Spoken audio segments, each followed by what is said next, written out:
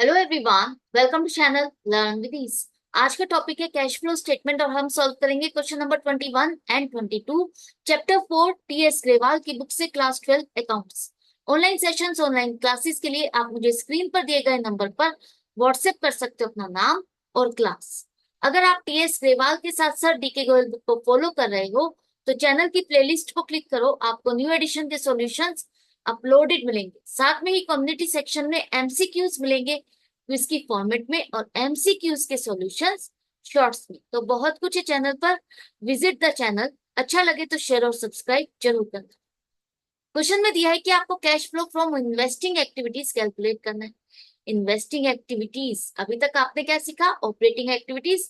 और अब ये सेकंड हिस्सा है, सेकंड पार्ट है कैश फ्लो स्टेटमेंट का, जिसमें आपको इन्वेस्टिंग एक्टिविटीज का कैश फ्लो कैलकुलेट करना है। तो इन्वेस्टिंग एक्टिविटीज में आपका कौन सी एक्टिविटीज कवर होती है? जो आप एसेट को सेल परचेज करते हो, कोई भी एसेट को सेल या परचेज करना, वो आपका इन्वेस्टिंग एक्टिविटीज में आएगा। तो जैसे कि यहाँ पर हमने एक मशीन को खरीदा 10 लाख रुपीज में। 10 लाख रुपीज की मशीन को खरीदा जिसके लिए 10% हमने कैश में पेमेंट की है। बाकी 9 लाख रुपए, 10% कितना हो जाएगा? 1 लाख रुपीज। 1 लाख रुपीज तो आपने कैश में पेमेंट की और बाकी के लिए आपने एक ड्राफ्ट एक्सेप्ट किया। इसका क्या मतलब है? जो जो शॉप है या वेंडर है जिससे आपने ये मशीनरी खरीदी है, उसको आपने एक रिटर्न नोट दिया है कि आप 3 महीने बाद इसकी पेमेंट कर दोगे, बाकी 9 लाख रुपए की 3 महीने बाद पेमेंट कर दोगे। जैसे आप किसी से सामान खरीदते हो तो आप उसे नोट लिख के देते हो, वो क्या कहलाता है? बिल्स पेबल, है ना? कि हम इतने दिन बाद पेमेंट कर देंगे। इसी तरह से किसी एसेट को खरीदने के लिए अगर आपने किसी को नोट लिख के दिया तो वो एक तरह से आपका क्या बन गया? क्रेडिटर बन गया, आपने उससे लोन लिया है।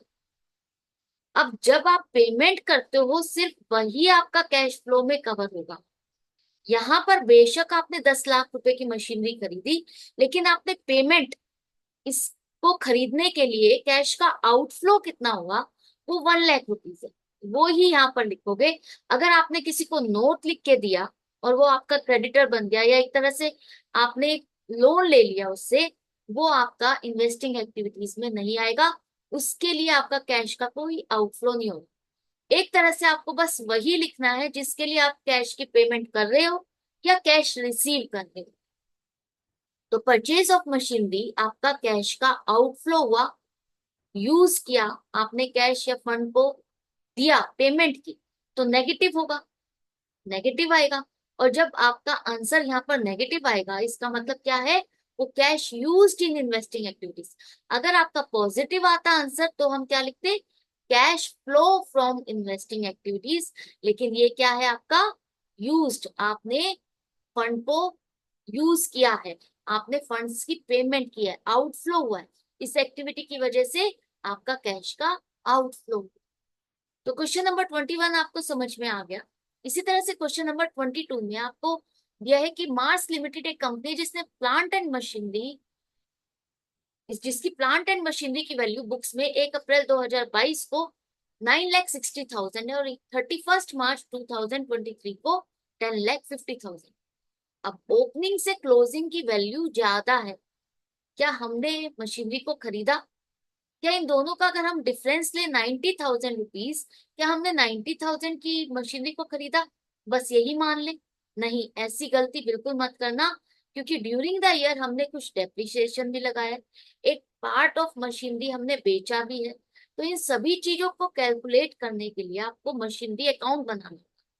तो मशीनरी अकाउंट में सबसे पहले लिखो ओपनिंग बैलेंस। एसेट है तो डेबिट साइड पे लिखो opening balance to balance PD 9,60,000।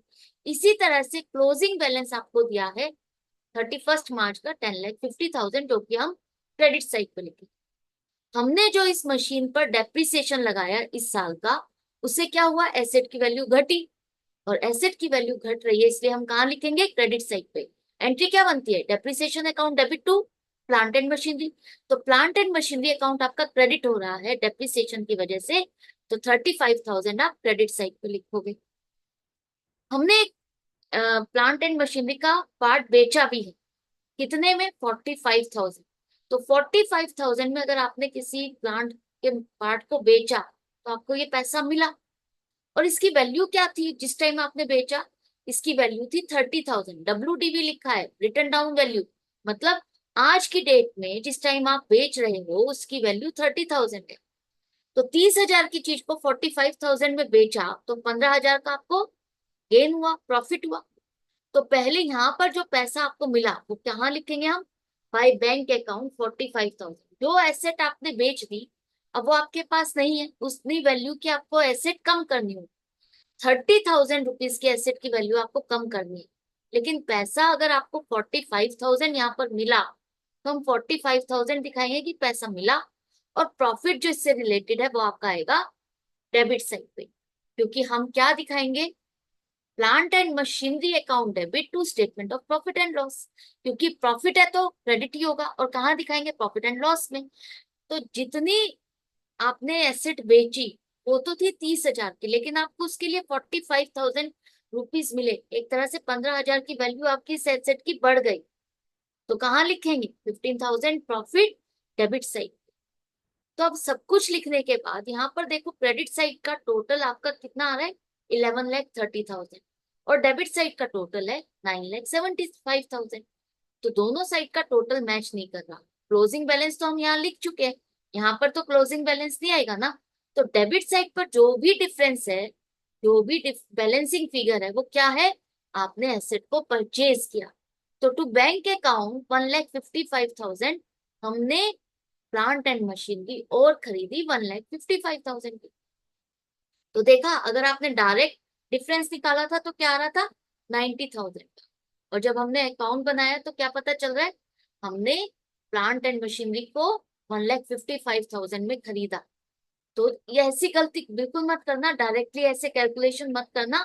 Machinery account बना के देखना जहां पर भी इतनी सारी इंफॉर्मेशन दी। अब ये आपके पास सेल और परचेज की इंफॉर्मेशन आ गई। हमें तो इन्वेस्टिंग एक्टिविटीज का ही कैश फ्लो बनाना है, और उसमें आपको सिर्फ सेल और परचेज देखना है। आपने अगर एसेट को बेचा तो कितना पैसा मिला? 45,000 इनफ्लो हुआ। इस एसेट को बेचने में जो प्रॉफिट हुआ 15,000, क्या वो भी यहाँ पर लिखेंगे? नहीं। मैं बार बार ऑपरेटिंग एक्टिविटीज के क्वेश्चन को भी कराते हुए समझाती आई हूँ कि आप एसेट को बेच रहे हो या खरीद रहे हो, उसके लिए आउटफ्लो या इनफ्लो कितना हो रहा है बस हम उतना ही लिखेंगे।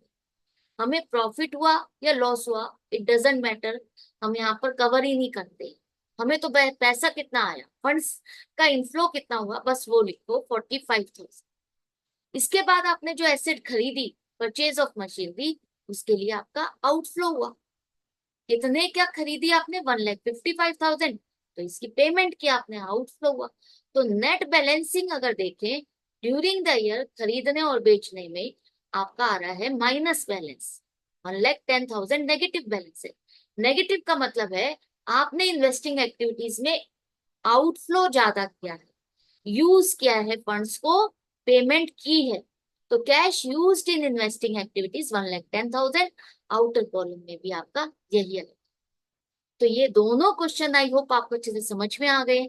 अकाउंट कैसे बनेगा ये भी समझ में आ गया। तो इसी तरह से कनेक्टेड रहो और स्टेप बाय स्टेप क्वेश्चंस को, चैप्टर को समझते रहो।